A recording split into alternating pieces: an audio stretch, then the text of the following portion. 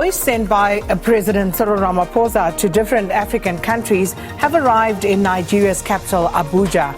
Now, the senior government officials are delivering messages of solidarity to several heads of state and governments across Africa. And this, of course, in response to recent incidents of violence directed at some foreign nationals in parts of Gauteng. In studio with me here in Johannesburg, Professor Pitika Ntuli. He's an activist and academic who spent 32 years in exile. And from our Pretoria studios, we're joined by Professor Kealeboga Maphunye, Professor of African Politics in the Department of Political Sciences at UNISA. Gentlemen, thank you so much to both of you for joining us this morning. And thank you to you and to the viewers. So I'm going to start with you, Professor Ntuli. Your view on the president sending these envoys. Is it a good idea? Why is it necessary? I think it is quite a very, very good idea. It is also very necessary. When one looks at what has been happening in Nigeria, where South African businesses were threatened and people were actually afraid. So you have to extend a hand of an apology in order to protect some of our people that are in these countries. But it is so sorry that we have to come up at this particular stage from 1963, when the Organization of African Unity was speaking of one Africa, one currency, one language, one African High Command. We are still grappling with those things. If at all the leaders that took over after the Kwame Nkrumahs, the Nyereres and all of these things were not yet still captured by Western colonialism, we wouldn't be talking what we are talking about. We wouldn't be having even foreigners in anywhere in the corner of Africa. For all of these borders are these. So it's done, I think, a right thing to make that apology. But unfortunately, that apology, it's a reactive issue, which we hope will become proactive, so that we have a clear policies. The organization, the African Union has got an African Renaissance charter. That charter that should be bringing people closer together.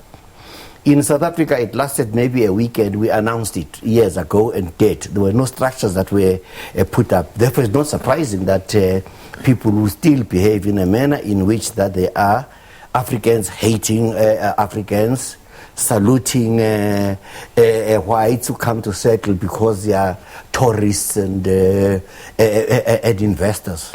And if I could just ask before I go on to Professor Maphunye, what exactly should South Africa be apologizing for as these envoys go to the different countries, 7 countries that they will be visiting on the continent?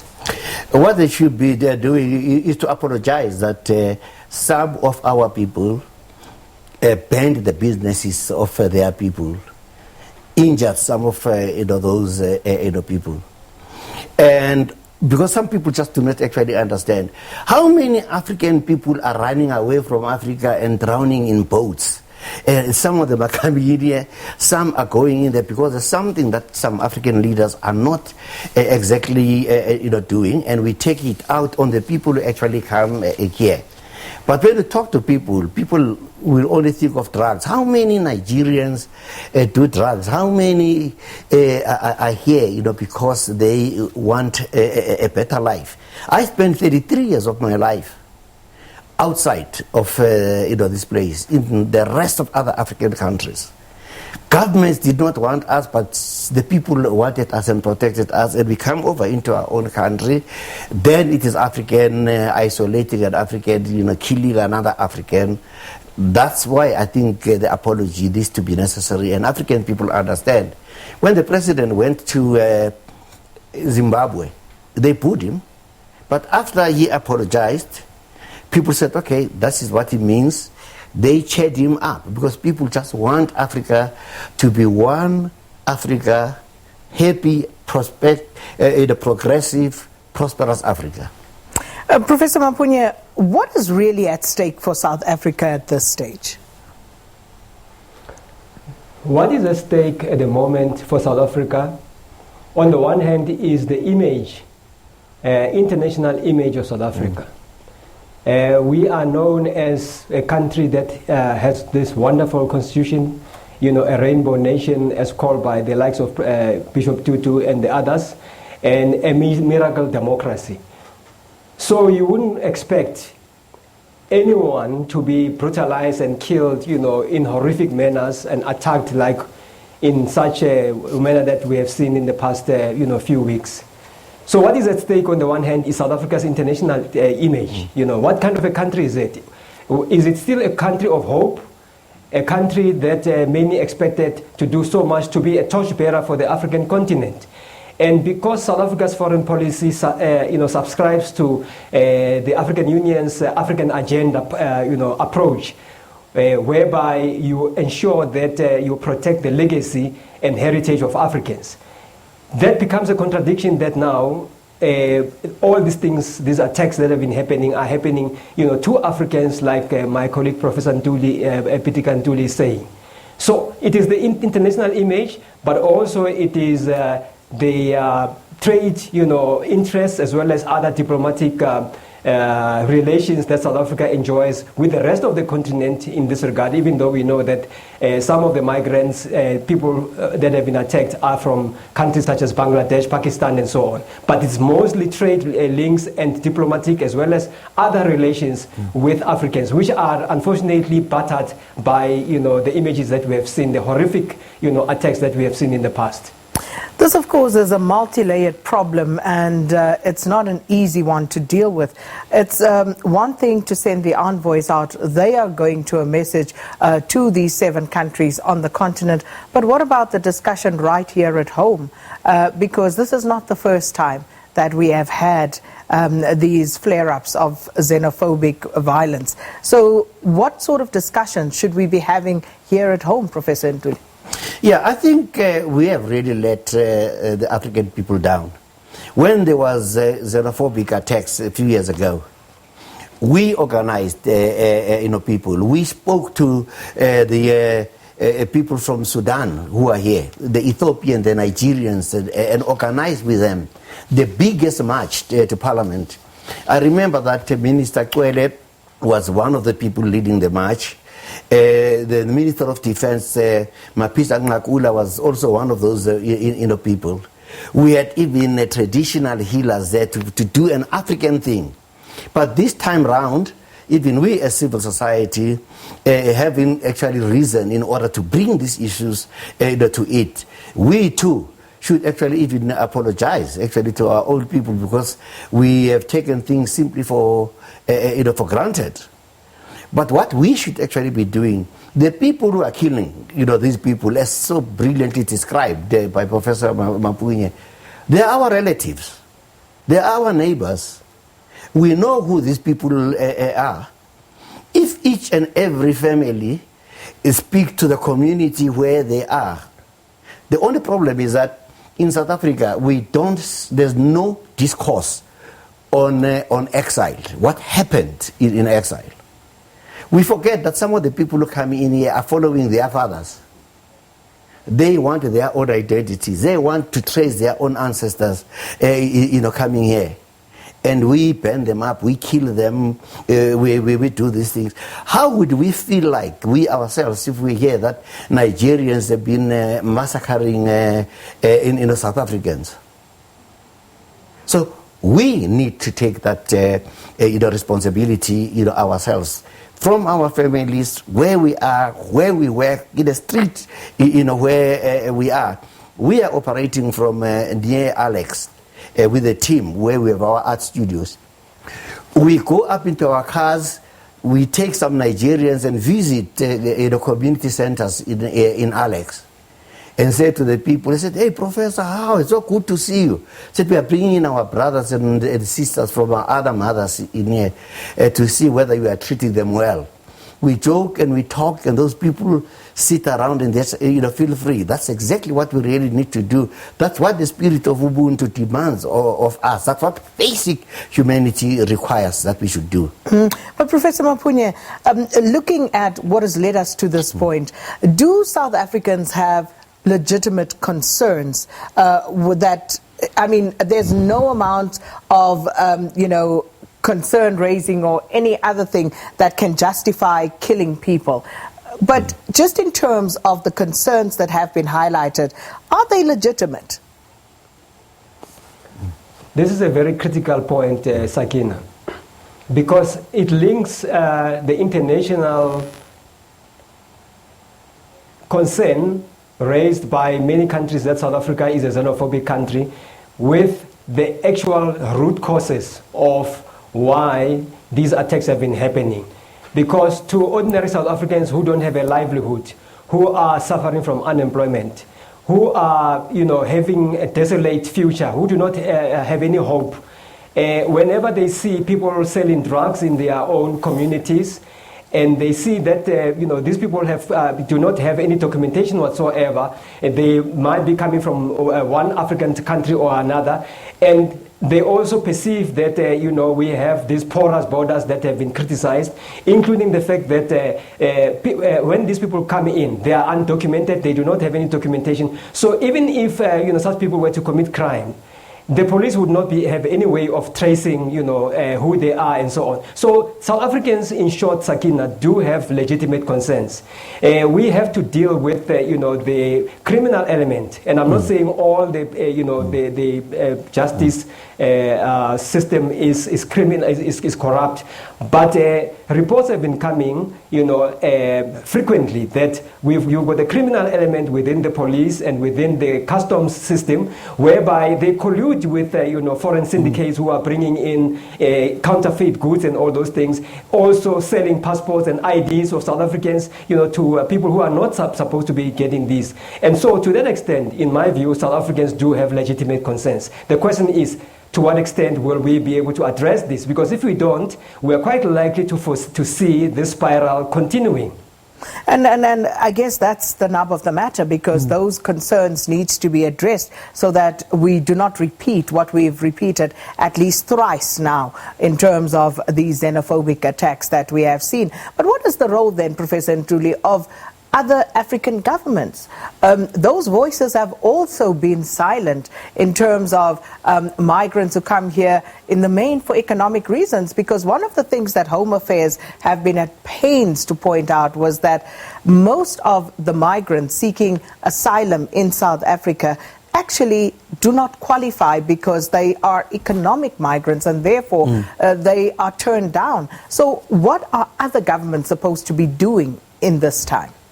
I think other governments should be guarding their borders. They should be guarding their borders very well.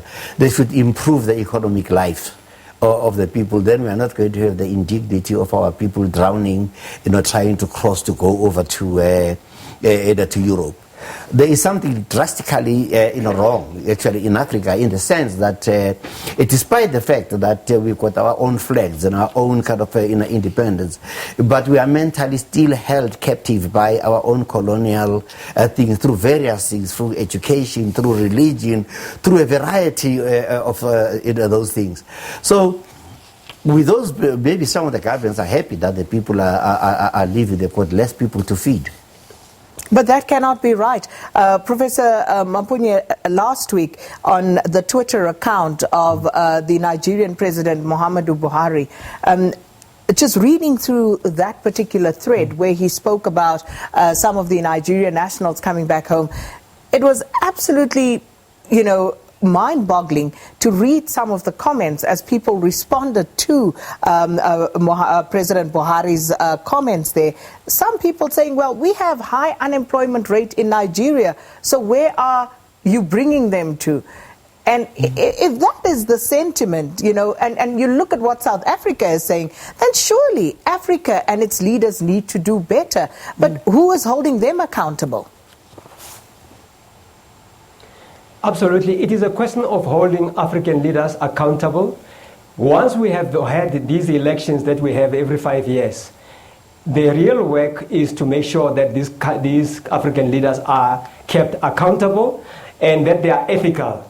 Unfortunately, we have been having serious problems in that department, Sakina, such that very few leaders in Africa are accountable and very few of them are ethical. And to that extent, this forces their citizens to run away, because now once citizens start criticizing them and voicing their discontent about maladministration, mismanagement, governance challenges and problems, some people get brutalized and they get subjected to torture and imprisonment, and then of course they have to run away from their own countries and go and jump into the sea, Mediterranean, such as what Professor Pitika Ntuli was saying. And unfortunately, this is one of the key issues that I think African leaders are missing whenever they are talking about such things. In fact, my view is that the next summit of the African Union should be able to discuss issues of migration in a very positive way, without necessarily having the rhetoric and the ideology that Africa for the Africans, Pan-Africanism and so on. Whereas on the ground, people are running away from one political jurisdiction to the other. But that's the point, because right now it is very easy, and perhaps not wrongly so, to cast South Africa in the villain role, to make South Africa out to once again be this pariah state. But what about the other leaders on the continent and what they are doing? Who has the moral authority in terms of African leadership right now to stand up and address this matter? You know what, Sakina, I think we're having a very wrong discussion. We are talking about what Africans are doing to other Africans. There are no Africans anymore. We have been so westernized that we don't even know who we are. We don't even know our own culture. We don't even know what the spirit of Ubuntu is. Just tell me, if someone comes from outside, in my culture, you come to our house, you are hungry, we give you food. And if you don't go, we give you a hoe to come and work with us. And if after months you are still there, we get you a partner, we give you a cow, we give you a cow. When that cow gets a calf that is a female, you give us the calf and you keep it in order to keep peace. That's what indigenous kind of Africa is. You are going to find these things are happening in China, in Japan, in a number of other countries that use their own culture in order to guide themselves. But with us, we are just kind of, jumping everywhere else, but essentially ourselves. But are we able to do that today? I mean, the examples that you use, for example, Professor, and I think many of us, if we think back far enough, can remember such examples of that hospitality and Ubuntu from our families. But today we find ourselves in situations, looking at urban migration, for example, people living in abject poverty right here today. So and they are struggling to eke out a living. How are they going to help the next person when they themselves cannot put body and soul together? No. We really need to. I think I really miss my mentor, Ali Mazrui, when he was angry. He says some African countries need to recolonize other African countries. He was very disgusted to see the abject poverty that these people have left. People are collecting monies. People are taking monies into their pockets practically everywhere else. So at the minute we have absolutely nothing, because we don't even have our own land. But let me exacerbate the issue, the problem that you state further, Professor, with Professor Maphunye, because going to Maslow's hierarchy of needs, we are talking about people who are at the bottom rung of that hierarchy, who are trying to satisfy their basic needs at this point, putting water, putting food on the table, putting clothes on their bodies, providing shelter, or at least trying to get government to do part of that. And isn't it easy for us here to sit here and, opine and castigate from our middle class pedestals and prisms about what people need to be doing right there at the bottom?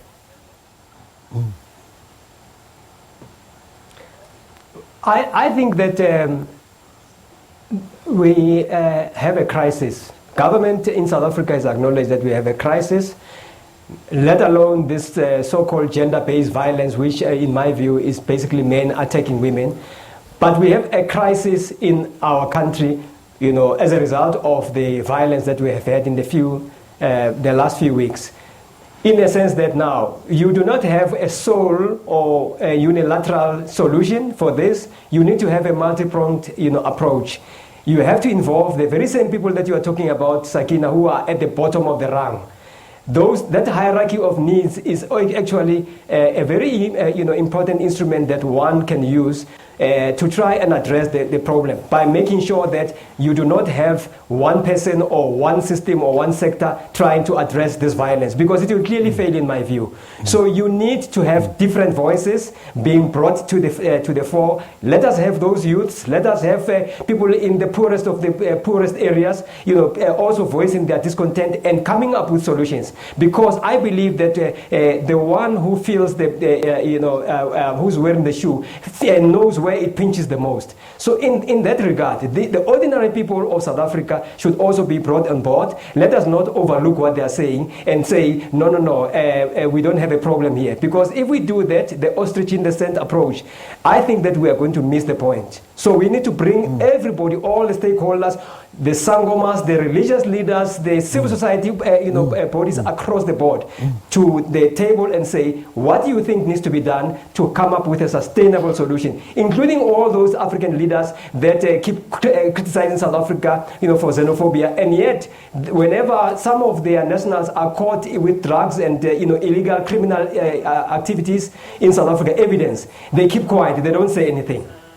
But in this regard, the South African government needs to accept some of the culpability as well, because here we are once again sending an envoy out, rightly so, to go and take this message of apology to 7 countries, 7 governments on the continent.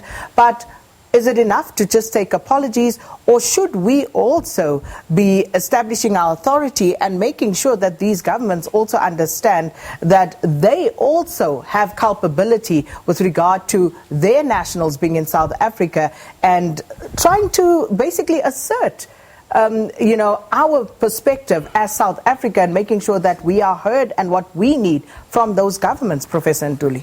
No, I mean, definitely. We are, in a sense, almost, I could say, damaged goods. What Professor Maphunye has been saying in here, I would just feel, myself, that we are a compromise. We are a very, very corrupt society. So we need very definitely, find a way of talking, like what the professor has been saying. We don't have intergenerational discussions. In here, you could see when fees must fall. There were no older people in here. In a society where older people and younger people don't even talk to each other, how are we going to sit down and come together and formulate new ways of dealing with these issues? So how do we move forward? How do we move forward, very briefly, from both of you? What do we need to do? Let me take Professor Maphunye first. What do we need to do? Sakina, my parting shot is that we need government to apply the law, to make sure that the rule of law is emphasized in South Africa, and they should also, when the envoys are talking to those African countries, and emphasize that South Africa has got laws that must be respected, the rule of law must be respected across the continent, and also make sure that we have accountable leadership that are ethical, that also listens to the people. In short, that is what I think needs to be done, to make sure that right at the beginning, basics, the law must be applied. Professor Ntuli? Yeah, I think my parting shot is that we need a broader national dialogue in every province, in everywhere else, to ascertain as to whether who we really are. And also to avoid this issue that if you are not a member of... our government don't want intellectuals in the very first place. That's it. So we need to get thinkers to be part of it. As the professor said, we need to have the sangomas to be there. We need to have practically everybody. Maybe one day South Africa needs to take everybody to the nearest mountain and pray for ourselves, in order that we may be able to regain our sense of Africanness and then begin afresh as a human species. That's where we are going to leave it. Thank you so much to our guests this morning, Professors Kealeboga Maphunye from the Department of Political Sciences at UNISA and Professor Pitika Ntuli, an artist and academic, and talking about South Africa's special envoys who've been dispatched to 7 countries on the continent to apologize for this recent wave of xenophobic attacks in the country. With that said, it is time for news at 8.